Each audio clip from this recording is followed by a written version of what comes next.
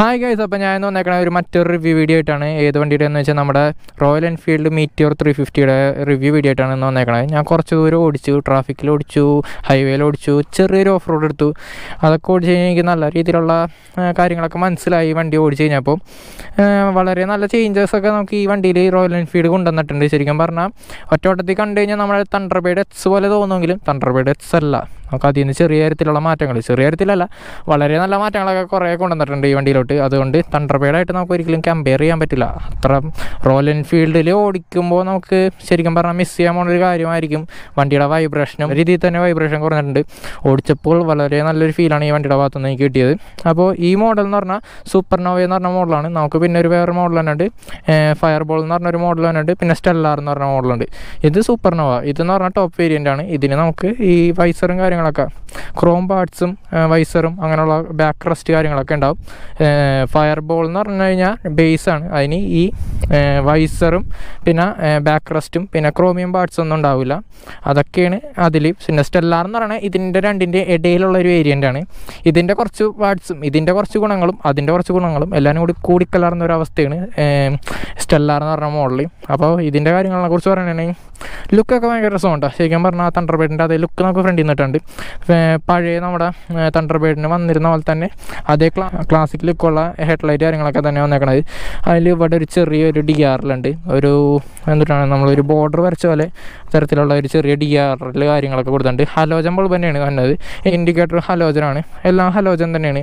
അതിലൊന്നും നമുക്ക് LED ഇതൊന്നും നമുക്ക് ഇപ്പോഴും എൻഫീൽഡിൻ്റെ ഭാഗത്തുനിന്ന് കിട്ടിയിട്ടില്ല. ഈ സൈഡിലോട്ട് പോയി കഴിഞ്ഞാൽ നമുക്ക് വലിയൊരു സസ്പെൻഷൻ കാണാം. അത്യാവശ്യം നല്ല ഫീഡ്ബാക്ക് ഈ സസ്പെൻഷൻ്റെ ഭാഗത്തുനിന്ന് കിട്ടി. ഓഫ് റോഡ്, ചെറിയൊരു ഓഫ് റോഡ്, പേരിൻ്റെ ഒരു ഓഫ് റോഡ് എന്ന് പറയാം, റോഡില്ലാത്തൊരു വഴി ചെയ്തപ്പോഴും അത്യാവശ്യം നല്ലൊരു കോൺഫിഡൻസ് ഈ വണ്ടിയുടെ സസ്പെൻഷൻ്റെ ഭാഗത്തുനിന്ന് കിട്ടി. ഹൈവേയിൽ നല്ല സ്റ്റെബിലിറ്റി തന്നെ ഉണ്ട്. ഹയർ സ്പീഡിലോട്ട് കയറുമ്പോൾ നല്ല രീതിയിൽ തന്നെ കോൺഫിഡൻസ് നമുക്ക് സസ്പെൻഷൻ്റെ ഭാഗത്തുനിന്ന് കിട്ടുന്നുണ്ട്. പിന്നെ അടിയിലോട്ട് പോയി കഴിഞ്ഞാൽ നമുക്ക് ഇവിടെ ഡിസ്ക് ബ്രേക്ക് കാണാം. ABS ഉണ്ട്. 300 mm ആണ് ഡിസ്കിൻ്റെ സൈസ്. ഇത് എനിക്ക് ഒരു ബിഗിനറിന് പറ്റിയൊരു ബ്രേക്കിംഗ് ആയിട്ട് തോന്നി. ഈ വണ്ടിയിലോട്ട് ഇത്ര വെയിറ്റുള്ളൊരു വണ്ടിയിലോട്ട് കയറുമ്പോൾ ഇതിൻ്റെ ബ്രേക്കിംഗ് കുറച്ചൊന്നും മോശമായിട്ട് എനിക്ക് തോന്നി. പക്ഷേ നിങ്ങളൊരു ബിഗിനറാണെങ്കിൽ ഇത് നിങ്ങൾക്ക് ഭയങ്കര യൂസ്ഫുള്ളായിരിക്കും. നല്ല രീതിയിൽ തന്നെ വണ്ടീനെ പിടിച്ചെടുത്താൻ പഠിക്കാൻ പറ്റുന്ന ഒരു ബ്രേക്കിംഗ് ആണ് നമുക്ക് ഫ്രണ്ടിൽ വന്നേക്കണത്, ഫ്രണ്ടിലും ബാക്കിലും വന്നേക്കണത്. പിന്നെ ഫ്രണ്ടിൽ നമുക്ക് വന്നേക്കണ C8-ൻ്റെ ടയറാണ്.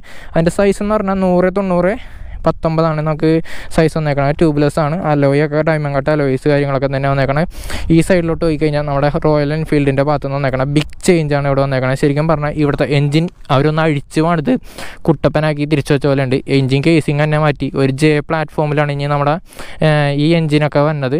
ബാക്കിയുള്ള ക്ലാസിക് സ്റ്റാൻഡേർഡിലൊക്കെ നമുക്ക് പ്രതീക്ഷിക്കാം. കാരണം നമുക്ക് ഇവിടെ വന്നേക്കണം മെയിൻ ചേഞ്ച് എന്ന് പറഞ്ഞു കഴിഞ്ഞാൽ നമുക്ക് പുഷ് റോഡ് മെക്കാനിസം മാറ്റി ഇപ്പോൾ ടൈമിംഗ് ചെയിനായി. അതിൻ്റെ മെയിൻ ഒരു ചേഞ്ച് എന്ന് പറഞ്ഞു കഴിഞ്ഞാൽ വൈബ്രേഷൻ കുറഞ്ഞുപോയി.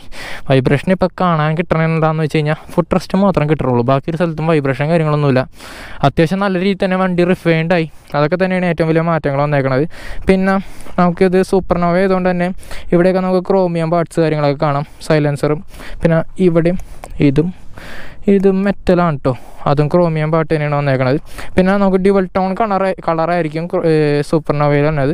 ഇവിടെ ഒരു കളർ, ഇവിടെ ഒരു കളർ. പിന്നെ വന്നേക്കണ ഒരു കളർ എന്ന് പറഞ്ഞാൽ ബ്ലൂ ആണ്. ഇതിൻ്റെ തന്നെ അതിൽ ഈ ബ്രൗൺ എന്ന സ്ഥലത്തൊക്കെ ബ്ലൂ വരും. എനിക്ക് വളരെ ഇഷ്ടപ്പെട്ട്, ശരിക്കും ഒരു ക്യാച്ചി ആയിട്ടുള്ള ഒരു കളർ പാറ്റേൺ ആണ് ഇതിൽ വന്നേക്കണത്. ഇതിൻ്റെ ഈ ഡിസൈൻ വളരെയധികം ഇഷ്ടപ്പെട്ടു. സാധാരണ റോയൽ എൻഫീൽഡിൽ കാണാത്തൊരു ഡിസൈനാണ്. ചിന്തിച്ച് ചെയ്തേക്കണമെന്ന് കണ്ടാൽ അറിയാം. ശരിക്കും പറഞ്ഞാൽ ഇതിനോട് നല്ല ഒഴുകിച്ചേർന്നിരിക്കണ ഒരു ഡിസൈൻ കാര്യങ്ങളൊക്കെ തന്നെയാണ് റോയൽ എൻഫീൽഡിൻ്റെ ബാഡ്ജിൻ്റെ അടുത്തുനിന്ന് വന്നേക്കണത്. അതിലും കുറേ മാറ്റങ്ങൾ വരുത്തിയാണ് അവർ ഈ ഒരു ഡിസൈനിൽ ഉറപ്പിച്ചതെന്നാണ് ഞാൻ അറിഞ്ഞത്. പിന്നെ വന്നേക്കുന്ന ഒരു ചേഞ്ച് എന്ന് പറഞ്ഞു കഴിഞ്ഞാൽ നമുക്ക് ഇവിടെ ഫ്രെയിം മൊത്തം മാറി, വണ്ടിയുടെ ഷാസി മൊത്തം മാറിയിട്ട് ഇപ്പോൾ പുതിയ ഷാസിയിലാണ് നമുക്ക് ഇവിടെ വന്നത്. ഈ ഷാസി മാറി ഇവിടെ എന്താ പറയുക, അങ്ങോട്ട് എൻജിനുള്ളിലോട്ട് ഇറങ്ങിയിരിക്കുന്ന ടൈപ്പ് ഒരു ഷാസി കാര്യങ്ങളൊക്കെ വന്നത്. അതിൻ്റെ ഇതായതുകൊണ്ട് തന്നെ കംഫോർട്ടബിൾ, നമുക്ക് നല്ല രീതിയിൽ തന്നെ കംഫോർട്ടായിട്ട് നമുക്ക് വണ്ടിയിൽ ഇരിക്കാൻ പറ്റുന്നുണ്ട്. ബാക്കിലോട്ട് തന്നെയാണെങ്കിൽ നമുക്ക് ഇവിടെ മോണോഷോക്ക് ഒന്നല്ല, നമ്മുടെ സസ്പെൻഷൻ സാധാരണ സസ്പെൻഷനാണ് വന്നത്. നമുക്ക് 2 സസ്പെൻഷൻ കാണാം. ഇപ്പുറത്ത് നമ്മുടെ സീറ്റിനെ എന്തിട്ടാണ് കൊള്ളിച്ചേക്കണ തരത്തിലുള്ള സസ്പെൻഷൻ കാര്യങ്ങളൊക്കെ കാണാം. ഇവിടെ ഈ ഒരു സസ്പെൻഷൻ വളരെ മനോഹരമാണ് കേട്ടോ, കാണാൻ എനിക്ക് ഭയങ്കര ഇഷ്ടപ്പെട്ടത്. പഴയൊരു മോഡലാണെങ്കിലും വളരെ ഇഷ്ടപ്പെട്ടു. ആ ഒരു ക്രോമിയം പാർട്സ് ശരിക്കും പറഞ്ഞ വണ്ടിയിൽ നല്ല എക്സ്ട്രൂഡ് ചെയ്ത് നിൽക്കുന്നുണ്ട്. അതുകൊണ്ട് കാണാൻ നല്ല രസമുണ്ട്. പിന്നെ പിന്നെ ഇപ്പുറത്തെ സൈഡിലോട്ട് നോക്കുകയാണെങ്കിൽ നമുക്ക് ഇവിടെയും ഡിസ്ക് ബ്രേക്ക് വന്നത്, ഇവിടെ ABS ഉണ്ട്. 270 mm നമുക്ക് ഇവിടെ ഡിസ്ക് സൈസ് വന്നത്. ബാക്കിൽ ഞാൻ പറഞ്ഞ പോലെ തന്നെ നല്ല ബിഗിനർ ഫ്രണ്ട്ലിയായിട്ടുള്ള ബ്രേക്ക് കാര്യങ്ങളൊക്കെ തന്നെ നമുക്ക് വന്നേക്കണത്. പിന്നെ ബാക്കിലും നമുക്ക് C8-ൻ്റെ ടയർ കാര്യങ്ങളൊക്കെ തന്നെ വന്നേക്കണം. അതിൻ്റെ സൈസ് എന്ന് പറഞ്ഞാൽ 140/70/17 നമുക്ക് ബാക്കിലത്തെ ഡിസ്കിൻ്റെ സൈസ് വന്നേക്കണത്. പിന്നെ ബാക്കിലോട്ട് നോക്കിക്കഴിഞ്ഞാൽ നമുക്ക് ഇവിടെ നല്ല ഭംഗിയുള്ള ടെയിൽ ലാമ്പ് കാണാം. പിന്നെ 2 ഇൻഡിക്കേറ്ററും കാണാം. എനിക്കിവിടെ ടെയിൽ ലാമ്പ് കുറച്ച് ഒന്ന് പുറത്തായ പോലത്തെ ഫീൽ തോന്നി. പിന്നെ നമ്മുടെ റോയൽ എൻഫീൽഡിൻ്റെ ബാഡ്ജിങ് കാര്യങ്ങളൊക്കെ നമുക്ക് ഇവിടെയും വന്നിട്ടുണ്ട്. അത് വളരെ എനിക്ക് ഇഷ്ടപ്പെട്ടു, ബാക്കിൽ വന്നേക്കണം ബാഡ്ജിങ്. പിന്നെ ടയറിന് അത്യാവശ്യം സൈസ് ഉള്ളതുകൊണ്ട് തന്നെ നല്ല രീതിയിലുള്ള ഒരു ലുക്ക് നമുക്ക് ഈ ഭാഗത്തു നിന്ന് കിട്ടുന്നുണ്ട്. അപ്പോൾ ഇതാണ് നമ്മുടെ ബാക്ക് സൈഡിലെ വിശേഷങ്ങൾ കാര്യങ്ങളൊക്കെ. പിന്നെ ഈ സൈഡിലോട്ട് നോക്കണമെങ്കിൽ നമുക്ക് ഇവിടെയും ഒരു സാരി കാർഡ് കാര്യങ്ങളൊക്കെ വന്നിട്ടുണ്ട്. അവിടെ നമുക്ക് അമ്മക്കും ചേച്ചിക്കും കാലൊക്കെ വെച്ചിരിക്കാനായിട്ടുള്ള സംഭവങ്ങൾ കാര്യങ്ങളൊക്കെ നമുക്ക് ഇവിടെ വന്നിട്ടുണ്ട്. പിന്നെ സീറ്റ് എന്ന് പറഞ്ഞാൽ അത്യാവശ്യം നല്ല കംഫർട്ടബിൾ ആയിട്ടുള്ള സീറ്റാണ്. പിന്നെ ഇത് നമുക്ക് ബാക്കിൽ സൂപ്പർനോവ ആയതുകൊണ്ട് നമുക്ക് ബാക്ക് റെസ്റ്റ് കാര്യങ്ങളൊക്കെ വരുന്നുണ്ട്. പക്ഷേ ഞാൻ പില്ലിനായിട്ട് റൈഡ് ചെയ്ത ടൈമിൽ പില്ലിയൻ പറഞ്ഞത് ഇവിടെ നമുക്ക് വൈബ്രേഷൻ കാര്യങ്ങളൊക്കെ ഉണ്ടെന്നാണ് പറഞ്ഞത്. ചെറിയ തോതിലുള്ള വൈബ്രേഷൻ കാര്യങ്ങളൊക്കെ ഇതിൻ്റെ ഭാഗത്തു നിന്നുണ്ട്, സീറ്റിൽ നമുക്കത് കാണാനില്ല. ഈ ബാക്ക് റെസ്റ്റിൻ്റെ ഭാഗത്തുള്ള കാര്യമാണ് ഞാൻ പറഞ്ഞത്. പിന്നെ റൈഡർ സീറ്റ് നല്ല കംഫർട്ടബിളാണ്, നല്ല വലുതാണ്, നല്ല രീതിയിൽ തന്നെ നമുക്ക് ഇരിക്കാൻ പറ്റുന്നുണ്ട്, നല്ല രീതിയിൽ തന്നെ നമുക്ക് ക്രൂസ് ചെയ്യാൻ പറ്റും ഈ വണ്ടിയിലിരുന്ന്. പിന്നെ ഈ സൈഡിൽ നമുക്ക് മെറ്റിയോർ 350 എന്ന് പറഞ്ഞ ഒരു ബാഡ്ജിങ് കാര്യങ്ങളൊക്കെ കാണാം. പിന്നെ നമുക്ക് ഈ വണ്ടിയിൽ 5 സ്പീഡ് ഗിയർ ബോക്സ് കാര്യങ്ങളൊക്കെ തന്നെയാണ് വന്നത്. ഗിയർ ബോക്സിൻ്റെ അതൊന്നും വേറെ അധികം കാര്യങ്ങളൊന്നും പറയാനായിട്ടൊന്നുമില്ല, നല്ലൊരു ഗിയർ ബോക്സ് ആണ്. നല്ല രീതിയിൽ തന്നെ നമുക്ക് ക്രൂസ് ചെയ്യുന്ന ടൈമിൽ ഇട്ട് പോകാനൊക്കെ പറ്റുന്ന ഒരു ഗിയർ ബോക്സ് ആണ്. പക്ഷേ ഞാൻ വണ്ടി ഓടിക്കുന്ന ടൈമിൽ ഈ പുറകിലുള്ള സംഭവം എൻ്റെ ഷൂവിൻ്റെ ഇടയിൽ കയറി പിടിക്കണ്ടായിരുന്നു ഇടയ്ക്ക്. അത് എനിക്കൊരു ചെറിയൊരു ഡിസ്കംഫർട്ടായിട്ട് തോന്നി. കാരണം ഗിയർ ഇടുന്ന ടൈമിൽ ഈ ഭാഗത്ത് നമ്മുടെ ഷൂവിൻ്റെ ഈ ഭാഗത്തുള്ള സംഭവം ഇവിടെ കയറി ലോക്കാണല്ലോ തോന്നി ചെറുതായിട്ട്. അതെനിക്ക് ഈ സംഭവം വേണ്ടായിരുന്നു എന്ന് എനിക്ക് തോന്നി ഓടിക്കുന്ന ടൈമിൽ. പിന്നെ നമ്മുടെ ക്ലച്ച് എന്ന് പറഞ്ഞാൽ അത്യാവശ്യം മോഡറേറ്റ്ലി ടൈറ്റായിട്ടുള്ള ക്ലച്ചാണ്, വലിയ ടൈറ്റ്നെസ് ഒന്നുമില്ല. ഓടിക്കണ ടൈമിൽ എനിക്ക് നല്ല കംഫർട്ടബിളായിട്ട് തന്നെയാണ് ക്ലച്ചിൻ്റെ ഭാഗത്തുനിന്ന് തോന്നിയത്. ആക്സിലേറ്റർ ആണെങ്കിൽ അത്യാവശ്യം സ്മൂത്തായിട്ടുള്ള ആക്സിലേറ്റർ കാര്യങ്ങളൊക്കെ തന്നെ വന്നേക്കണത്. അപ്പോൾ വണ്ടിയിലോട്ട് കയറുമ്പോൾ തന്നെ വണ്ടിയുടെ വെയിറ്റ് എന്ന് പറഞ്ഞാൽ 191 കിലോഗ്രാമാണ് വണ്ടിയിൽ വെയിറ്റ് തന്നെ. പക്ഷേ വണ്ടിക്ക് അത്ര വെയിറ്റ് ആയിട്ടൊന്നും തോന്നില്ല, കാരണം ഈ വണ്ടിക്ക് സീറ്റ് ഹൈറ്റ് കാര്യങ്ങളൊക്കെ കുറവാണ്. കാരണം ഈ വണ്ടി തള്ളിയെടുക്കുന്ന ടൈമിൽ നമുക്ക് കംഫർട്ടബിളായിട്ട് കാലം വെച്ച് തള്ളിയെടുക്കാൻ പറ്റുന്നുണ്ട്. 765 mm നമുക്ക് സീറ്റ് ഹൈറ്റ് വന്നത്. എനിക്ക് 2 നല്ല പ്ലാന്റഡ് ഫുഡാണ് കിട്ടുന്നത്, ഫ്ലാറ്റ് ഫുഡാണ് നമുക്ക് കിട്ടുന്നത്. അതുകൊണ്ട് തന്നെ നമുക്ക് 2 നല്ല രീതിയിൽ തന്നെ വണ്ടി തള്ളിയൊക്കെ നീക്കാൻ പറ്റുന്നുണ്ട്.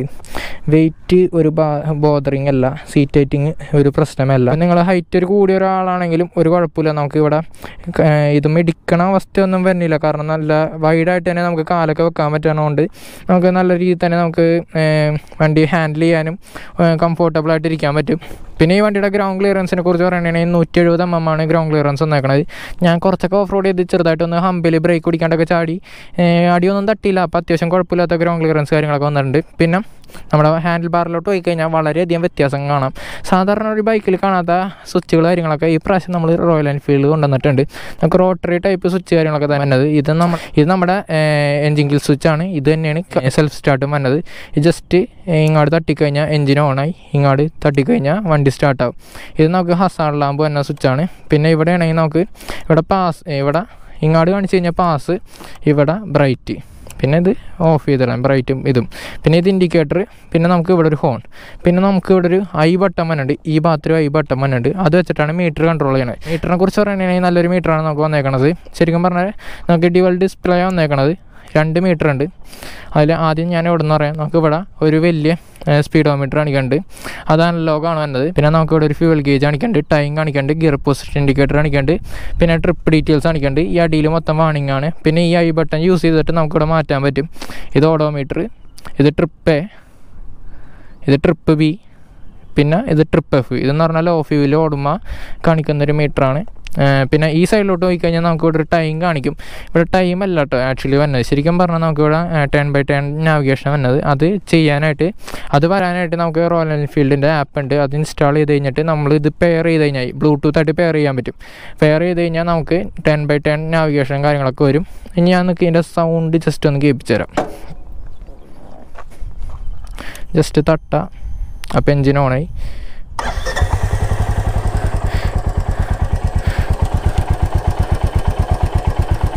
അത്യാവശ്യം റിലാക്സ് ആയിട്ടുള്ളൊരു സൗണ്ടാണ്, അത്യാവശ്യം സ്മൂത്ത് ആയിട്ടുള്ളൊരു സൗണ്ടാണ് ഇതിന് വന്നേക്കണത്. പക്ഷെ കൈ കൊടുക്കുമ്പോൾ ഇത്തിരി ബാസി ആവുന്നുണ്ട്.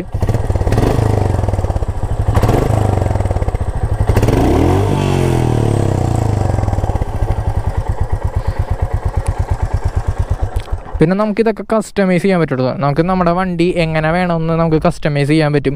അല്ലെങ്കിൽ നമുക്ക് റോയൽ എൻഫീൽഡിൻ്റെ ആപ്പിലോ അല്ലെങ്കിൽ നമുക്ക് ഷോറൂമിൽ ചെന്നാൽ അവിടെ നിന്ന് കാര്യങ്ങളൊക്കെ മാറ്റാൻ പറ്റും. സൈലൻസർ കാര്യങ്ങളൊക്കെ മാറ്റാം. അപ്പോൾ അതിലൂടെ നമുക്ക് ശബ്ദം കാര്യങ്ങളൊക്കെ മാറും. അപ്പോൾ അങ്ങനെ കസ്റ്റമൈസ് ചെയ്യുമ്പോൾ വണ്ടിയുടെ വില വ്യത്യാസങ്ങളൊക്കെ വരും. അപ്പോൾ ഓരോ പാർട്സിനും അതിൻ്റേതായിട്ടുള്ള വിലകൾ കാര്യങ്ങളൊക്കെ തന്നെ ഉണ്ട്. നിങ്ങൾക്ക് ബാക്ക് റെസ്റ്റ് മാറ്റാം, പിന്നെ നമുക്ക് മിറർ കാര്യങ്ങളൊക്കെ മാറ്റാം. ഈ മിറർ അത്യാവശ്യം ഫങ്ഷണലായിട്ടുള്ള മിററാണ് കേട്ടോ. ഓടിക്കുന്ന ടൈമിൽ എൻ്റെ കൈയൊന്നും അതിലൊന്നും കൊള്ളണ്ടായിരുന്നില്ല, നല്ല വിസിബിലിറ്റി ഉണ്ട്. ഇപ്പം നിങ്ങൾക്ക് ഇത് മാറ്റണമെങ്കിൽ നിങ്ങൾക്ക് ബാറിൻ്റെ മിറേഴ്സ് കാര്യങ്ങളൊക്കെ കിട്ടും. അതും റോയൽ എൻഫീൽഡിൻ്റെ ആപ്പ് വഴി നിങ്ങൾക്ക് പർച്ചേസ് ചെയ്യാവുന്നതാണ്. അപ്പോൾ അങ്ങനെ മാറ്റിക്കഴിഞ്ഞാൽ ഈ ലുക്ക് മാറി. അപ്പം ഇനി എന്തായാലും ബാക്കി കാര്യങ്ങളൊക്കെ നമുക്ക് ഓടിച്ചുകൊണ്ട് സംസാരിക്കാം. ഇവിടെ നിന്ന് പോകണതാണ് നല്ലത്, കാരണം മഴയൊക്കെ വരുന്നുണ്ട്.